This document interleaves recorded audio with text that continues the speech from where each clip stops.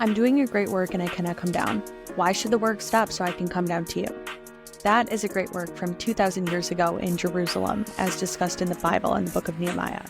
Let's discuss how this continues to affect the region and the U.S. and national security today here on the Great Work Podcast. All right, welcome back. Great Work Podcast daily update. Today is Thursday, July 25th, and I have a couple quick takes for you. If you know me by now, if you've been listening to this, you know I have a true crime podcast, and that comes out today. It's late right now because I want to get this up too, and I want it to be perfect, and I'm a perfectionist, so I'm still changing things. Usually that should be out Thursday morning. I think it'll be up Thursday evening, like this evening. But show must go on. I have a couple takes for you. First headline would be, we've got Russian and Chinese warships, or not warships, warplanes flying near Alaska during Biden's speech. He's glued to the teleprompter, but why did they time it? I mean, they timed it for during that speech or right after. Might have been right after. And maybe they would have assumed he would address the nation for more than 10 minutes, because a normal president would, making an announcement that that's substantial, but we know Biden's not there. Still going to remain in office, but we know he can't really do longer than 10 minutes, even with the teleprompter. And I probably could say more about that, but I'm not going to today because I don't care. Because when people talk about like, oh, no new wars, we don't want to start any new wars, here's the problem. The reason we didn't have any new wars under Trump is because of peace through strength. If Trump comes back into office, what I'm starting to get worried about is he is going to have to threaten wars, and I don't want the America First people to say, oh, but he's always said no more new wars. Here's the thing. Biden has put us in a position where we are in every major theater worse than we were when Trump left office. And in order for that to get better, first of all, I think if Trump were to win, which we shouldn't assume, everybody needs to go vote and bring everybody else to go vote, but if Trump were to win, I even think that him just like coming into office would like put some people on their back foot again. I don't think Kamala's going to scare anyone foreign policy wise. I don't think anybody knows what her foreign policy stuff is. I think that Kamala, I saw her national security advisor wrote a book that we should have bombed Bashar al-Assad. I know people like to say, oh, well, that's like so woke. How much worse would the Middle East be right now if Syria was taken out too? Bashar al-Assad is a terrible person, okay? Like, honestly, actual war criminal, terrible guy, will rot in hell. Do we need to destabilize Syria right now? Is that what we need? Do we want an unstable Lebanon and Syria? Do we want the Iranian militias in Syria and Iraq to just take up full residency of Syria? Bashar al-Assad has a little bit of pushback. Not much. Little bit of pushback. Doesn't control his airspace. Russia does. They let Israel fly planes, so I don't really care. And Israel can take out their freaking Wagner defense system, air defense systems. So listen, we are in a pre-kinetic stage with China. We are in a pre-kinetic stage with Hezbollah.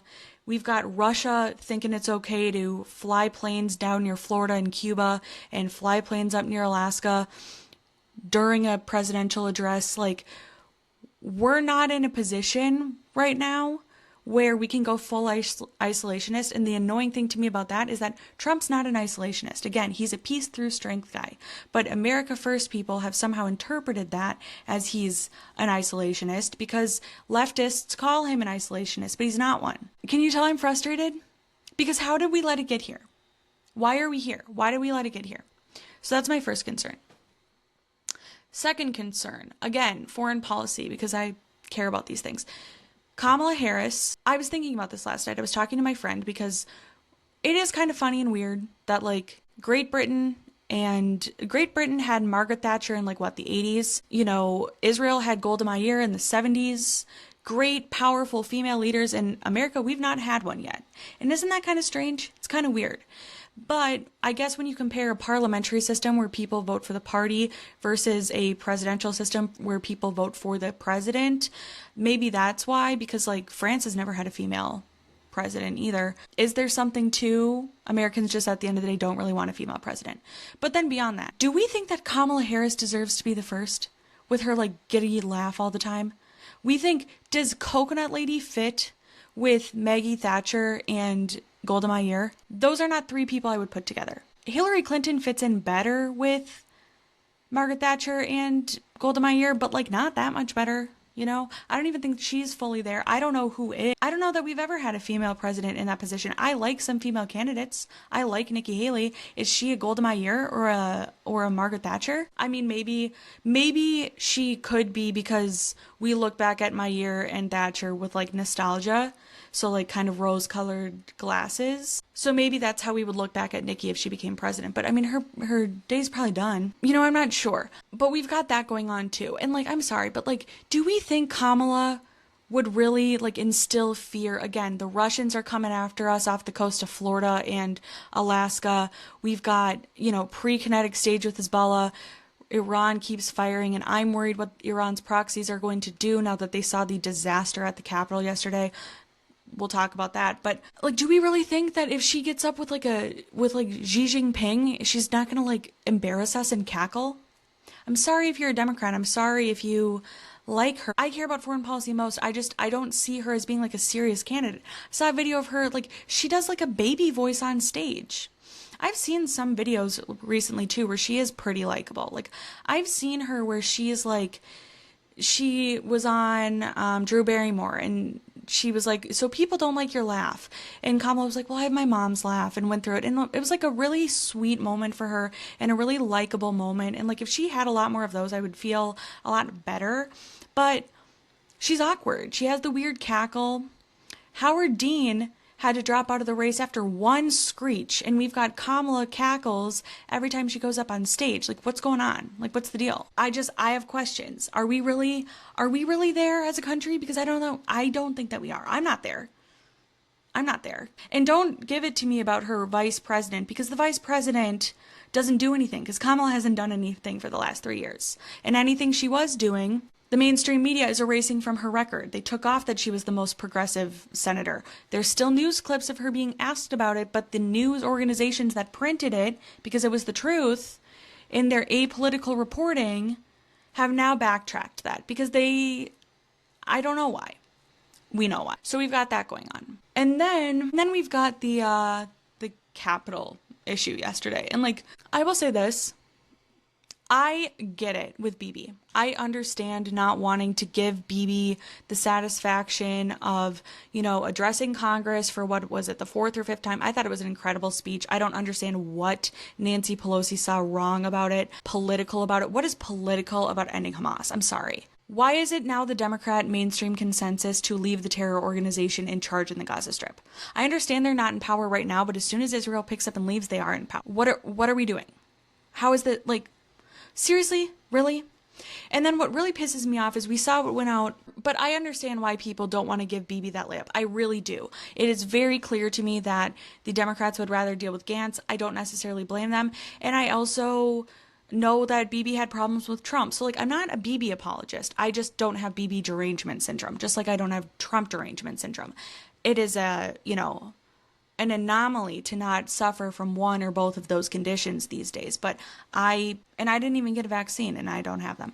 I'm really on one today. But we saw what happened at the Capitol. I have a lot more thoughts about that too. The first thought I have about what we saw going on outside of the Capitol during the Bibi speech, first of all, we have Democrats running cover for them, saying, oh my God, it's disgusting for Bibi to say that these are pro-Hamas rallies. I'm sorry, they were carrying around Hamas and ISIS flags. What the fuck was it if it wasn't a pro-terrorist? What is it? What is the line of terrorism these days? Apparently, it's not crossing a sovereign border and taking 220 hostages. Apparently, it's not carrying a Hamas or ISIS flag around the United States Capitol. Apparently, it's not ripping down the U.S. flag from a flagpole at Union Station, which is a hop, skip, and jump away from the Capitol building and the White House. It is not terrorism to take down an American flag, burn an effigy of our ally. I don't care what you feel about Bibi. How would we feel about a country burning an effigy of Biden? Probably wouldn't look at them great. Why are we allowing that to happen to Bibi?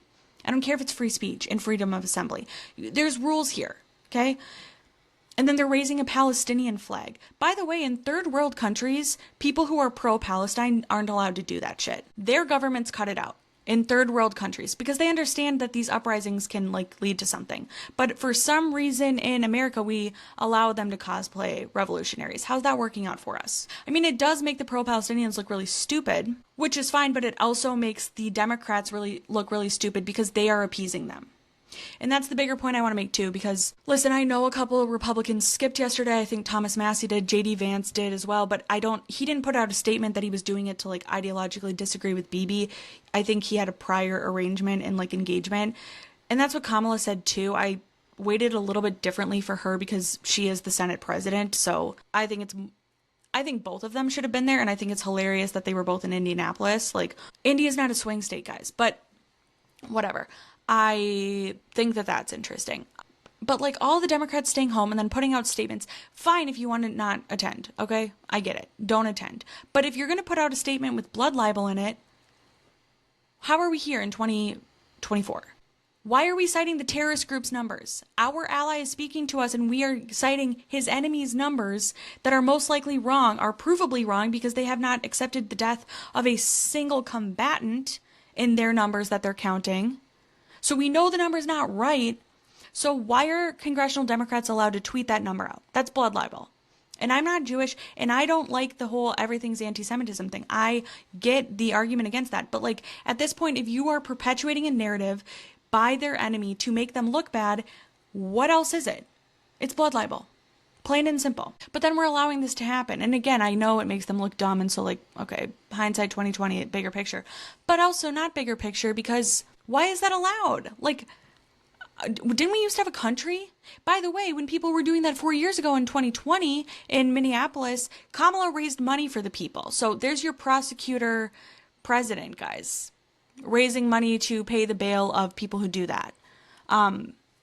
We'll see if she does it this time. She probably won't because now she's pretending she's moderate. But the fact that that's allowed is so not okay. And then my most controversial take on this, and maybe people will unfollow me for this, but I don't care. Maybe I do care. I don't want anybody to unfollow me, but like, just hear me out. That all went down yesterday and it was allowed to go on. They were kicking Capitol Police members. They're burning American flags. Not nearly as much mainstream media coverage. I saw someone on CNN go there who was like a freaking Gazan who was like, I went to 3 rallies and like they were mostly peaceful. What I saw was not peaceful. Why don't you guys take care of your own fucking community? Sorry, I'm on one with the F slurs today. I'm very sorry, or F words today. I'm sorry. But like, why aren't you on your shit? Why aren't you on your people? If you allow them to behave like terrorists and then you turn around and say, oh, but don't call us terrorists. Why weren't a single person at that rally telling the people with ISIS flags, hey, bad look, just put them away? Why don't, like, support ISIS in private? Okay. Support ISIS in private. Why, like, you're supporting Hamas in public, and that's okay in the nation's capital. And this is the take that nobody's going to like. I watched all of the coverage of January 6th 4 years ago, all right? And before one person crossed into the Capitol, which I disagree with, by the way, before one person crossed into that Capitol, they were already calling it an insurrection and all these terrible things. And, oh my God, Trump MAGA people are ruining this country. They don't respect the elections. They don't respect the process and the systems. Well, we just let a bunch of freaking Palestinians damage all of our federal property in the name of Palestine? In the name of what? In the name of ISIS, because they had ISIS flags. In the name of Hamas, because they have Hamas flags. And not one of the demonstrators was saying, hey, cut it out, put it away. So it must be in favor of that. And that's not called an insurrection. That's not, I get that they didn't enter the Capitol building, but they defaced public property. They took down an American flag. It should speak volumes. I don't care. All right. It should speak volumes that the mainstream media in this country is more comfortable calling Trump voters, one of the 2 major U.S. candidates' voters, terrorists, domestic terrorists, than it is these protesters. That should speak volumes. That's where we're at today. That's where we're at in America today. Not trying to fearmonger, not trying to be a crazy person here. Maybe people unfollow me for this take. Look at the coverage. Look at the coverage between January 6th and the pro-Palestine rallies. Was there anybody on CNN saying, oh, I went to January 6th and, it actually was mostly peaceful. And, it was like a unity march. And, like, we don't really... No. It was all out, they're all terrorists. It was all that they're all out terrorists. But the pro-Palestinians with the terrorist flags, gotta hear both sides. That's our mainstream media. That's our unbiased CNN. And they wonder why there's political violence in this country. Oh, but that's all the right's fault too. That's all the right's fault too. So yeah, sorry, I'm on one a little bit today. But that's my thoughts on a few news stories from the last few days. I think if you guys like these daily podcast updates, DM me or comment on a TikTok I posted today or something so I know, because I kind of like doing them. So maybe I'll like put them up for a couple weeks just to see if I gain audience, like a new audience that way, and start posting some short form clips. But let me know if you like this. It feels nice and like fresh and fun and a little different, even though I'm a little riled up today. It does feel a little bit like fun. So let me know if you like these. Sorry I'm a little heated today. I'll be better tomorrow. If you have news stories you want me to cover, you want my opinions on them, send them to me again, like just comment or DM me or something and I'll read it. But yeah, have a great rest of your day. Thursday, July 25th. Yeah, see you tomorrow. See you on Friday. An Excelsior Studios original production. April 26, 2023 was a normal day for most in the suburbs of Indianapolis, but it was shaping up to be a very bad day for 25-year-old Megan Stoner, who was notified of a warrant out for her arrest. 9 charges for corrupt business influence fraud, where the loss is between $750,000 and $50,000, and theft. And unfortunately for Megan, she would not be navigating her newfound legal troubles in private, because a community of hundreds who had been quietly watching her for years was assembling on the internet to discuss their experiences with her, which ranged from bizarre to dangerous to outright criminal, arguably worse than what Megan had been charged with. Basically what she did was emotionally manipulated and I'll say abused even me for about nearly these 10 years. And like, she will suck you dry. Any inch you give her, she just takes them out. Like, Google number after Google number. You block the one, she's not done yet. She's going to get that last word. The second you let her in, she takes over. And I mean, I would wake up to 20, 30, 40 notifications. I mean, she was scrolling back through things from my high school.